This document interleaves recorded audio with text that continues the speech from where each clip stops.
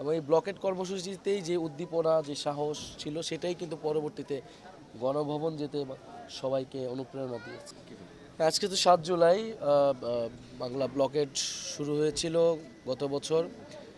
Bangla blockade কর্মসূচি পুরো গণঅভ্যুত্থানের মধ্যে সবচেয়ে গুরুত্বপূর্ণ কর্মসূচিগুলোর মধ্যে একটা ছিল। এই ব্লকেট কর্মসূচির মধ্যে দিয়ে গণঅভ্যুত্থানের একটা প্রস্তুতি পর্ব তৈরি হয়েছিল এবং আমরা একটা নতুন ধরনের কর্মসূচি এনেছিলাম যাতে মানুষকে অংশগ্রহণ করানো যায়, মানুষের আগ্রহ সৃজনশীলতা থাকে কর্মসূচিতে। ফলে অবশ্যই আমরা আজকের এই দিনকে স্মরণ করছি।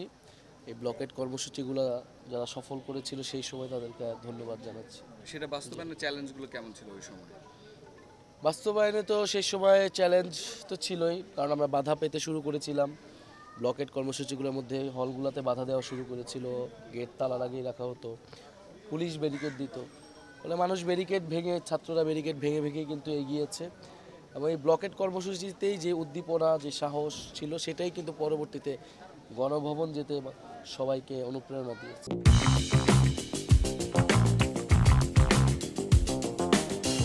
আমরা তো মানুষের অভূতপূর্ব সাড়া পাচ্ছি এবং আপনারা জানেন যে আমরা খুব কম সময়ে আমাদের এই পদযাত্রার সিদ্ধান্তটি হয়, পরিকল্পনাটি হয় এবং অত অল্প সময়েও আমাদের জাতীয় নাগরিক পার্টির যারা স্থানীয় নেতাকর্মীরা রয়েছেন তারা এটা অর্গানাইজ করেছেন। যদি আরও সময় পাওয়া যেত এই কর্মসূচিগুলো হয়তো আরও ব্যাপক হতো, আরও বড় করে করা সম্ভব হতো। তারপরেও আমাদের যে সন্তুষ্টজনকভাবে আমরা মানে প্রোগ্রামগুলো করতে পারছি।